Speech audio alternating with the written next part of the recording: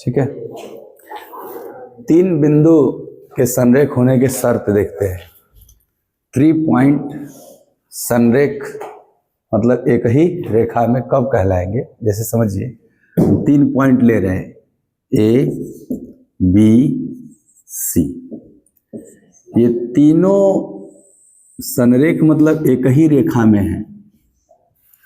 इसके होने के जो शर्त है वो आप देखिए, पहला शर्त ये है, अच्छा ये पॉइंट है तो इसका लोकेशन है, इसका कोऑर्डिनेट है।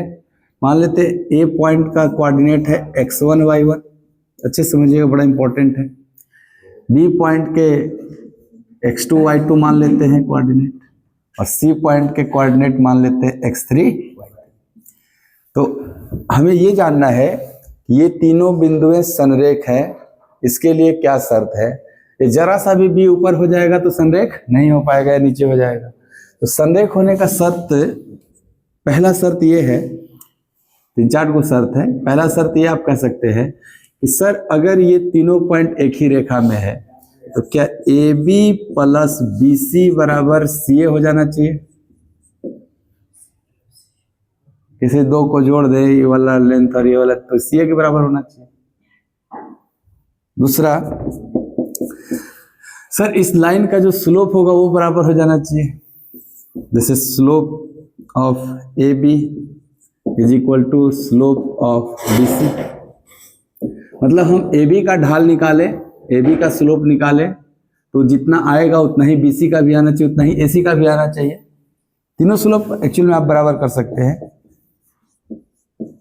ए सी भी कर सकते हैं, क्योंकि ये एक ही लाइन अगर रहा होगा तभी ना एक्स एक्सिस के साथ सेम एंगल बनाएगा। जैसे मान लीजिए इतना को अगर हम देखें ए बी को, ये हमारे पॉजिटिव एक्स एक्सिस के साथ जितना डिग्री एंगल बनाएगा उतना ही एंगल बी सी भी बनाए, उतना ही एंगल ए सी भी बनाए, तभी ना कह सकते कि ये एक लाइन है। इसलिए तीनों स्लोप अगर आपस में बराबर हो रहे हैं, 3 में से कोई 2 भी आपस में बराबर हो रहा है, तब भी कह सकते हैं कि तीनों पॉइंट क्या है, कोलिनियर है, संरेख है। तीसरी शर्त ये हो सकती है कि इन 3 बिंदुओं से बने हुए ट्रायंगल का एरिया 0 हो जाए। 3 बिंदु है ना ए बी सी, तो 3 बिंदु से मिला करके हम लोग एक त्रिभुज बना देते थे। तो अगर यहाँ से ट्रायंगल एरिया देखा जाए, area of triangle A B C, area of triangle A B C, ये क्या होना चाहिए, 0। ये क्या होना चाहिए, 0, है ना, 0 होना चाहिए। चौथी शर्त क्या हो सकती है कोलिनियरिटी के लिए, भाई जोड़ने पे बराबर आ जाए, स्लोप बराबर हो जाए, एरिया 0 हो जाए। क्या कोई और शर्त हो सकता है कि तीनों पॉइंट कोलिनियर रहे? अभी स्लोप बताएंगे कैसे निकाला जाएगा। इतना पर्याप्त है? एक शर्त और होता है कोलिनियरिटी के लिए, ऐसा क्या हो जाए ताकि लगेगा कि एक ही रेखा में है तीनों पॉइंट। स्लोप बराबर, एरिया 0। अब इस पे स्टेटमेंट वाला क्वेश्चन बनेगा कि यदि ए के निर्देशांक x1 y1 है, बी के x2 y2 है, सी के x3 y3 और इनके द्वारा बने हुए त्रिभुज का एरिया 0 है, तो ये तीनों बिंदु संरेख है। क्या संरेख है? तो संरेख। ऐसे शर्त वाला ऐसे सवाल बनाया जाएगा। बोला जाएगा यदि ए बी का स्लोप बी सी के स्लोप के बराबर है तो ये तीनों बिंदु संरेख है कि असंरेख? संरेख। किसी 2 बिंदु के बीच की दूरी का योग अगर तीसरे के बराबर हो रहा है तो भी क्या है, ये संरेख। ऐसे है, एक शर्त होगा और देख लो क्या होगा। सर कुछ किया नहीं किया है। जैसे स्लोप ऑफ ए बी निकालेंगे तो कैसे निकालेंगे हम लोग? आप कहोगे ना स्लोप ऑफ ए बी कैसे निकलेगा? इसी को अगर चाहे तो हम चौथे नंबर में ऐसे लिख सकते थे कि ए बी का जो स्लोप होगा वो कैसे होगा, y2 minus y1 by x2 minus x1। ये किसके बराबर हो जाएगा सर? अदर वाला स्लोप के। y3 minus y2 by x3 minus x2। तो यही वाला बात कैसे लिखा गया है? तो बोल सकते हैं ना कि बेसिक मेन रूप से कब कंडीशन, 3 कंडीशन है। ए बी का स्लोप निकालने का भी तरीका हम लोग सीखेंगे। स्लोप प्रवर्तक कैसे निकलता है, स्लोप को प्रवर्तक कहते हैं, ढाल कहते हैं। तो ए बी का स्लोप निकलेगा y2 minus y1 by x2 minus x1, वही है A B, slope of A B है। बीसी का स्लोप कैसे निकलेगा, y3 minus y2 by x3 minus x2। इसी बात को हमने ये लैंग्वेज में लिखो या फिर ऐसे लिख दो। तो ये शर्त है क्या होने के, संरेख होने के। हाँ, कोलिनियरिटी, संरेख होने के शर्त। थोड़ा इस पे विचार करिए। यदि बिंदु ए बी सी के निर्देशांक कैसा दिया है, ये बिंदु कैसी है, संरेख है या असंरेख है, या आपको पूछा गया है क्योंकि ऑप्शन में संरेख असंरेख दिखाई दे रहा है। तो ये बोल रहा है इनमें से कोई नहीं, मतलब न संरेख न असंरेख।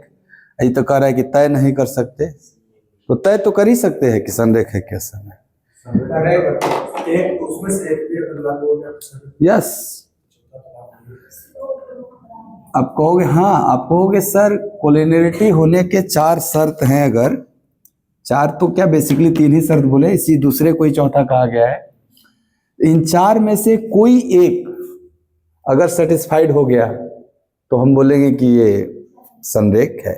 पहला देखो क्या कह रहा है कि 2 बिंदु के बीच की दूरी को जोड़ने पे तीसरा हो जाना चाहिए, जैसे A B plus B C बराबर पूरा सी है। तो आइए जरा देखिए, यहाँ पे आप किसी भी एक शर्त पे लगाओ। सबसे ज्यादा आसान पता है क्या है, ये वाला चेक करना, सेकंड वाला y2 माइनस y1। स्लोप अगर बराबर है तो डायरेक्ट कह दोगे आप। तो ये भी निकाल सकते हैं डिस्टेंस फॉर्मूला से, जैसे a और b के बीच का दूरी under root x2 minus x1 का whole square plus y2 minus, निकल जाएगा ना डिस्टेंस फॉर्मूला से। तो ये भी आप चेक कर सकते हैं, स्लोप भी चेक कर सकते हैं, लिख दिया मैं फॉर्मूला। और तीसरा ट्रायंगल एरिया भी चेक कर सकते हैं, आप अभी बताएंगे। ट्रायंगल एरिया मॉड में लिया जाता है x1 into y2 minus y3 ऐसे करके। तो सबसे जल्दी क्या चेक करना रहेगा, सर हम स्लोप चेक करना चाहते हैं। ए बी का स्लोप क्या होगा, ए बी का स्लोप, तो आप कहोगे y2 क्या है 6 माइनस 3 बटा में x2 क्या है 4 माइनस, तो क्या ये आएगा 3/2। चलो सर BC का स्लोप, स्लोप ऑफ BC देखना चाहते हैं। तो BC के लिए क्या कहोगे 15 माइनस 6 बटा में 10 माइनस 4, क्या ये आएगा क्या 9/6, मतलब ये भी 3/2 आया। तो जैसी 2 का स्लोप बराबर हो गया, तीसरा ऑटोमेटिक बराबर हो जाएगा। चेक कर लो, स्लोप ऑफ AC देख लो। AC का स्लोप कैसे निकालोगे, A से C का निकालना है ना, 15 में से 3, 15 माइनस 3, 10 में से 2, 10 माइनस 15 में से 3 गया 12 बटा में 8, क्या ये भी 3/2 आया। तो स्लोप अगर तीनों का बराबर हो जाता है तो हम क्या कहते हैं, ये तीनों बिंदुएं कैसी हैं, संरेख, यानी इनके द्वारा बने हुए ट्रायंगल का एरिया क्या होगा 0 होगा। तो ऐसे आएगा आपका इस पे सवाल।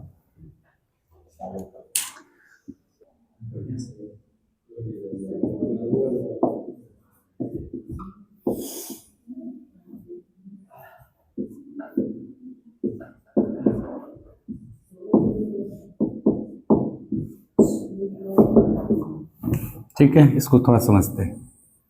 स्लोप, ढाल या प्रवणता। देखिए किसी लाइन का स्लोप, पहला बहुत सारे कंडीशन होते हैं स्लोप निकालने के, कोनो एगो मिलेगा आप निकाल लीजिएगा। किसी लाइन का स्लोप, किसी लाइन का जो स्लोप होता है वो पॉजिटिव x एक्सिस के साथ बना हुआ एंगल होता है। जैसे मान लीजिए आपका ये है, आपके पास एक x एक्सिस और y एक्सिस है, तो ये है ना पॉजिटिव x एक्सिस, इसके द्वारा बना, मान लो एक लाइन मैंने लिया ऐसे, इसके द्वारा जो पॉजिटिव x एक्सिस के साथ एंगल बन रहा है यही हमारा क्या कहलाता है स्लोप। और इसको हम लोग किससे डिनोट करते हैं, थीटा से। पॉजिटिव x एक्सिस के साथ किसी रेखा का बना हुआ एंगल ही स्लोप कहलाता है, और इसको हम लोग थीटा अगर लिखते हैं, मतलब बना हुआ एंगल थीटा है, और इसको हम डिनोट करते हैं m से। स्लोप को किससे डिनोट करते हैं, स्लोप को डिनोट करते हैं इसको m से। स्लोप को स्लोप को m से डिनोट करते हैं, क्या बोलते हैं, प्रदर्शित करते हैं या लिखते हैं, डिनोट करते हैं। हाँ, m से, जी, पर m से सूचित करते हैं, प्रदर्शित करते हैं। तो m बराबर होता क्या है, ये इंपॉर्टेंट है, यानी स्लोप बराबर क्या होता है। अब बार बार स्लोप नहीं लिखेंगे हम लोग, स्लोप की जगह पे क्या लिखेंगे हम, m से इसको प्रदर्शित करते हैं। तो स्लोप को अगर m से प्रदर्शित करते हैं तो m बराबर होता क्या है सर, m बराबर हो जाता है थीटा एंगल पर tan थीटा। m बराबर क्या हो जाता है, tan थीटा। ये पहली बात है, एक सवाल तो इसी से बन जाएगा आपका। दूसरा सवाल ये बनेगा कि सर ये एंगल न देके हो सकता है इस लाइन पर दो पॉइंट होंगे, उसके कोऑर्डिनेट दे दे वो। जैसे मान लो एक पॉइंट यहाँ है A और इसका कोऑर्डिनेट दे दिया x1 y1, और एक पॉइंट यहाँ है B, इसका कोऑर्डिनेट दे दिया x2 y2, और इन पॉइंट के कोऑर्डिनेट की मदद से पूछ दिया कि इस लाइन का स्लोप क्या होगा, इसका ढाल क्या होगा, प्रवणता क्या होगा। तो आपको m बराबर तब तो सर हम लिखेंगे y2 minus y1 by x2 minus x1, ये हो जाएगा आपका। इसको थोड़ा देख लो, बड़ी मजेदार चीज है कि x2 y2 ऊपर वाला y2 में आपकी मर्जी, आप y1 माइनस y2 अगर लिखेंगे तो नीचे भी x1 माइनस x2 लिख सकते हैं कॉमन लेके, ऐसा कुछ नहीं है। थोड़ा सा इसको समझते हैं। कल आप डिस्टेंस फॉर्मूला देखे थे, डिस्टेंस फॉर्मूला क्या बना था, x2 माइनस x1 का whole square plus y2 minus y1 का होल स्क्वायर रूट में ना। थोड़ा सा ये देखिए, जैसे पॉइंट A का निर्देशांक x1 y1 है और पॉइंट B का निर्देशांक x2 y2 है, तो ये जो पॉइंट के निर्देशांक होते हैं वो x कोऑर्डिनेट होता है y एक्सिस से दूरी और y कोऑर्डिनेट होता है x एक्सिस से दूरी, ऐसा होता है। तो अगर हमको ये देखना है कि दोनों पॉइंट x1 y1 से x2 y2 का कितना एंगल बन रहा है, थोड़ा समझिएगा। ये ऐसे अगर लिया जाए तो अभी भी ये x एक्सिस के पैरेलल लाइन कहलाएगा। अगर ये x एक्सिस के लाइन पैरेलल है, बहुत ध्यान समझना है बात को, x एक्सिस के पैरेलल अगर ये लाइन है तो क्या यहाँ बना हुआ एंगल थीटा है, तो ये भी थीटा होगा क्या, है, तिर्यक लाइन का काम करेगा। ये लाइन अगर इस लाइन के पैरेलल है तो ट्रांसवर्स लाइन का काम कर रहा है, और ट्रांसवर्स लाइन में दोनों संगत कोण कहलाते हैं ना, संगत कोण आपस में क्या होते हैं, बराबर। आप बताओ, कल आपने देखा था ये पॉइंट अगर x2 y2 है, ये पॉइंट x1 y1 है, तो क्या ये वाला जो डिस्टेंस होगा ये y2 माइनस y1 होगा, ये वाली दूरी, क्योंकि सर यहां तक ना पूरा y2 है और यहां तक तो घट जाएगा तो y2 माइनस y1 होगा। ये वाला जो डिस्टेंस है, ये वाला देखना, ये वाला क्या ये x2 माइनस x1 है और ये वाला y2 माइनस y1 है। तो बताओ tan थीटा बराबर लंब बटा आधार होता है। तो यहाँ पे इस ट्रायंगल में अगर tan थीटा देखा जाएगा तो परपेंडिकुलर बाई बेस की वजह से परपेंडिकुलर क्या है, y2 माइनस y1, और बेस क्या है, x2 माइनस x1। हम बोल सकते हैं tan थीटा का मान ये होगा, और tan थीटा को ही तो कहा जाता है m, इसीलिए m बराबर क्या हो जाएगा, ये आपका। दो पॉइंट। तीसरा पॉइंट, सर अगर कोई लीनियर इक्वेशन दिया गया है ax plus by plus c बराबर 0 टाइप का, तो इसमें जो हमारा स्लोप बनेगा वो y इज इक्वल टू, हम निकाल के देखेंगे, ऐसे कोई दिया हुआ एक्सप्रेशन, तो इसमें आपसे पूछा जाए कि y बराबर क्या निकलेगा, तो आप कहोगे सर हम y को इधर रखेंगे, बाकी सब उधर भेजेंगे। तो देखना ध्यान से, by बराबर माइनस ax माइनस c, उधर जाएगा तो केवल y बराबर minus a by B into X minus C. तो ये जो फॉर्म होता है ना intercept form, y is equal to M X plus C, ये मेन फॉर्म होता है आपका स्लोप निकालने का, कि कभी भी कोई लीनियर इक्वेशन दिया जाए आप उसको इस फॉर्मेट में लेके आ जाइए। लीनियर इक्वेशन तो ऐसे ना दिया जाएगा 2x प्लस 3y बराबर 8, ऐसे कुछ दिया जाता है आपको, तो इस फॉर्म में जब भी दिया जाएगा आपका टारगेट है कि हम इसमें चेंज कर दें, यानी y बराबर समथिंग बना दें। तो बताओ, इसको जब हम y बराबर बनाए तो x का कोफिशिएंट क्या दिखा, यहाँ x का कोफिशिएंट क्या दिखा, m, तो क्या मेरा m ही स्लोप था, इसलिए दावे से कह सकते m इज इक्वल टू होगा माइनस a बाई बी। अच्छा, इसको लिखना अगर चाहें तो आप कह सकते हो ए जो है इसको अगर लैंग्वेज में लिखना चाहें m बराबर लिख सकते हैं minus of coefficient of x by coefficient of y, ऐसा भी लिख सकते हैं। यानी कि माइनस x का गुणांक, कोफिशिएंट का मतलब गुणांक, और नीचे y का गुणांक। अगर ऐसा भी कर दिया हमने तो भी क्या उस लाइन का स्लोप निकल जाएगा। जैसे समझना बात को, यहां पे लिखता हूं एक एग्जांपल।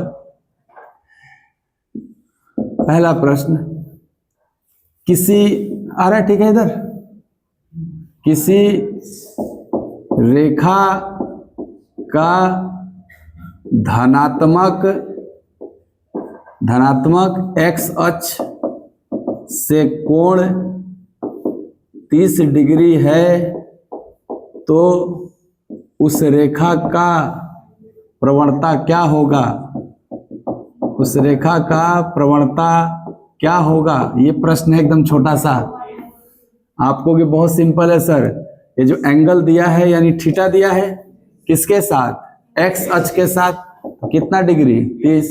प्रवणता तो थीटा नहीं एम होता है ना, एम बराबर क्या होता है tan थीटा, यानी tan 30, और tan 30 का मान 1/√3, यानी इस रेखा का प्रवणता क्या होगा 1/√3।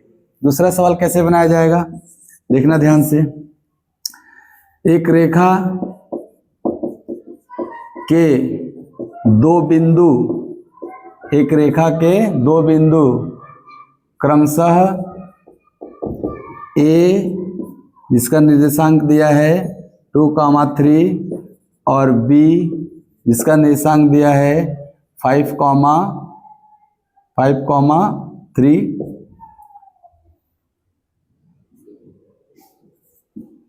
की प्रवणता ज्ञात करें। तो आपको इस सवाल में हमको क्या यूज करना है, निर्देशांक दिया है ना, x1 y1 वाला केस दिया हुआ है ना दो बिंदु का, इसलिए हम अब थीटा के चक्कर में नहीं पड़ेंगे, हम सीधे ये फॉर्मूला लगा लेंगे m बराबर। तो यहाँ से m बराबर क्या हो जाएगा मेरा, आपको ये y2 minus y1 by x2 minus x1 वाला से, तो y2 के जगह पे 3 और इसके जगह पे 3, इसके जगह पे और ये 2, तो आपको हो गए 0/3 यानी कि 0। तो बताओ अगर प्रवणता 0 आ गया इसका मतलब थीटा का मान 0 आ गया, क्योंकि tan 0 का मान क्या होता है 0। इसका मतलब ये x एक्सिस का ही बात कर रहा था, ये कोई लाइन नया लाइन नहीं है, ये कौन सी लाइन हो जाएगी, x एक्सिस हो जाएगी। बहुत अच्छा।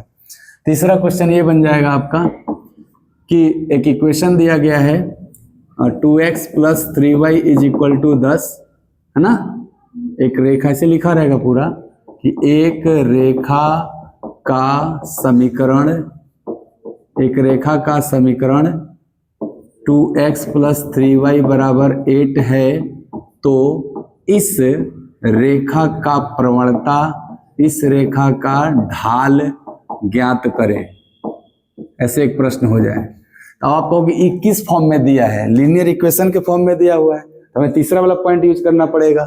अब तीसरा वाला पॉइंट में आपने प्रवणता m बराबर सीखा था माइनस कोफिशिएंट ऑफ x -2 और बाई कोफिशिएंट ऑफ y, क्या सीधे आंसर -2/3 हो जाएगा इसका, ये वाला माइनस, ये तीनों आप कंडीशन लिखिए ढाल के लिए।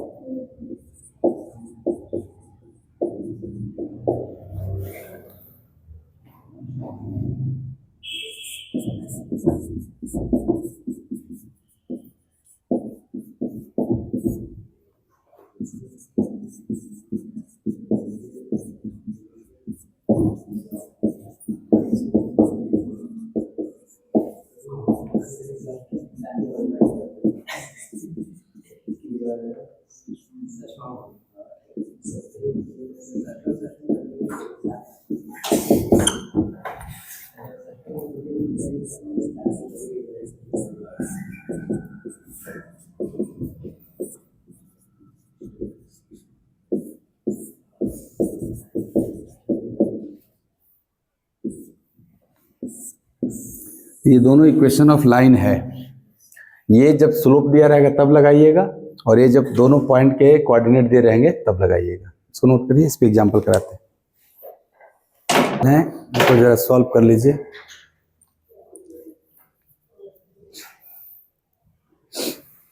क्वेश्चन कह रहा है, ये क्वेश्चन कह रहा है कि उस रेखा का समीकरण ज्ञात करिए, यानी इक्वेशन ऑफ लाइन आपको लिखना है जो एक्स एक्सिस के साथ 60 डिग्री का कोण बनाता है। यानी थीटा इसमें दिया हुआ है 60 डिग्री, तो थीटा 60 है तो m बराबर tan 60, तो क्या m का मान √3 हो गया। अच्छा, m निकल गया, और 2,3 से गुजरता भी है, यानी एगो पॉइंट भी दिया हुआ है। तो ये जो पहला नोट था यही था ना, कि इसका ढाल m दिया हो और बिंदु कोई है a, उसका निर्देशांक x1 y1 दिया हो, तो इक्वेशन ऑफ लाइन ऐसे लिखते हैं हम लोग, लिखते हैं y माइनस y1 की जगह क्या है ना 3, तो y माइनस क्या हो जाएगा 3, ठीक है, बराबर स्लोप चाहिए m है ना, स्लोप क्या है √3, और x माइनस x1 क्या दिया हुआ है 2, ऐसे करेंगे। अब एक साइड ला देंगे, क्वेश्चन बन जाएगा आपको कि ये है y minus 3 is equal to √3 x minus 2√3, सबको एक साइड कर लेंगे हम लोग, उन सबको एक साइड करेंगे तो √3x माइनस y है ना, minus 2√3 plus 3 is equal to 0। ये हमारा इक्वेशन ऑफ, ये वाला देखिए क्वेश्चन है, कह रहा उस रेखा का समीकरण ज्ञात करिए जो दो बिंदु से गुजरता है। तो जब दो बिंदु से गुजरता है x1 y1 x2 y2, तो ये होता है हमारा इक्वेशन। लिखते हैं y माइनस y1 की जगह क्या है 3 है, ये है ना x1 y1, ये है x2 y2, कोई भी ले सकते हैं। अगर इसको x1 y1 मानिएगा तो इसको x2 y2 मानना पड़ेगा, अगर इसको x1 y1 मानिएगा तो उसको मानना पड़ेगा, कोई भी ले सकते हैं।